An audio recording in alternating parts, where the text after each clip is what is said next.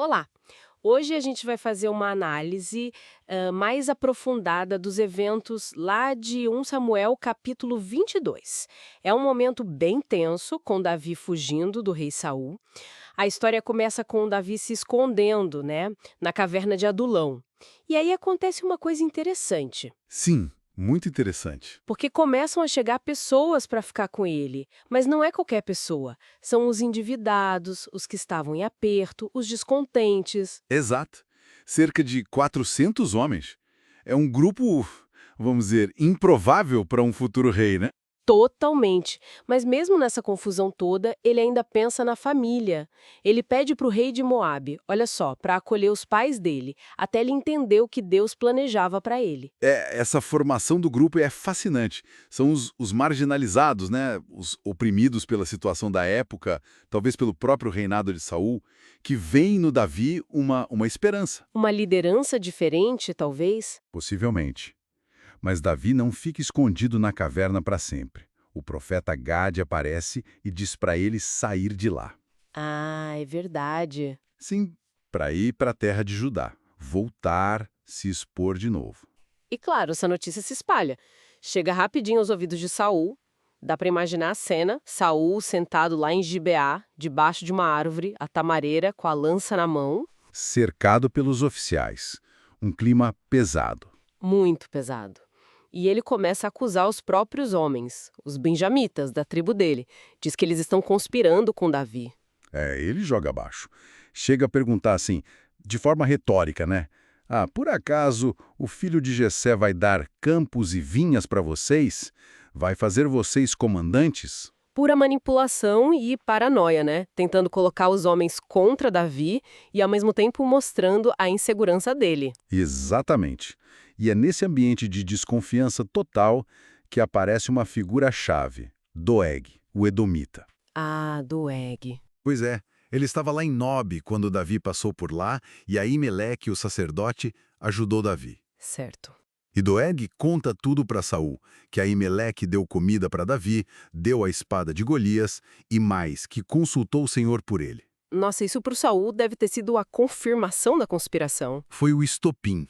Doeg ali atua como o delator que escala toda a atenção. E a reação de Saul? Imagino que tenha sido explosiva. Totalmente. Ele fica furioso, manda chamar Aimeleque e toda a família dele, todos os sacerdotes de Nobe. A acusação é direta: conspiração. Ajudar Davi, dar pão, espada, consultar Deus. Tratar Davi como o rebelde. Mas aí Meleque tenta se defender, não tenta? Tenta, sim, e com muita firmeza e lógica até. Ele pergunta para Saul: olha, quem aqui é mais leal que Davi? Ele lembra que Davi é genro do rei, capitão da guarda, super respeitado. Faz sentido. E diz mais, que não foi a primeira vez que consultou Deus por Davi, e que ele, Aimeleque, não sabia de nenhuma conspiração de nada secreto. Ele basicamente diz: eu fiz o que sempre fiz, e não sabia de nada disso. Uma defesa bem razoável, né? Muito razoável. Mas Saul já não ouvia mais a razão. A raiva, o medo, cegaram ele completamente. E aí vem a sentença. Terrível. Você vai morrer, Aimeleque. Você e toda a sua família. E ele ordena aos guardas dele para matarem os sacerdotes. Que horror! E os guardas, olha que interessante, os oficiais de Saul, os israelitas, se recusam. Eles não têm coragem de levantar a mão contra os sacerdotes do Senhor, percebem a gravidade daquilo. Isso mostra o nível da ordem de Saul, né? Que até os homens dele hesitaram. Exatamente. Mas Saul não desiste, ele se vira para quem? Para Doeg, O Edomita. o Edomita, que talvez não tivesse o mesmo respeito religioso, a mesma conexão.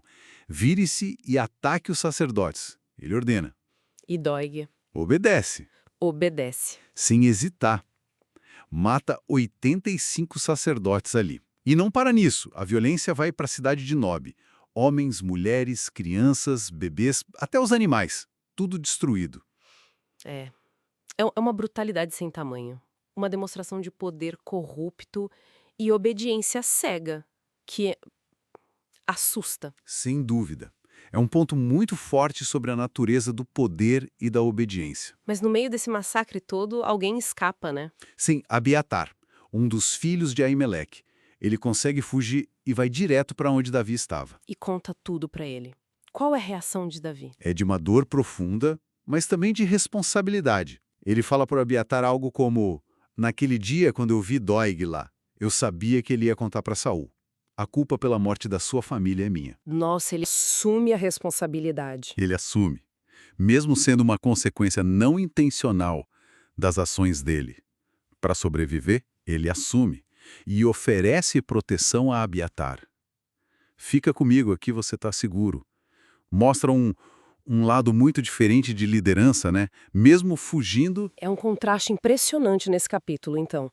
De um lado, Davi, o fugitivo, que atrai esses seguidores improváveis, mas que demonstra responsabilidade, cuidado. E do outro lado, Saul, o rei no trono, afundado na paranoia, na desconfiança, cometendo um ato de violência extrema, quase um sacrilégio, contra os próprios sacerdotes do Senhor. Fica muito claro como o medo e a insegurança podem, assim, destruir um líder, destruir um reinado. Exatamente.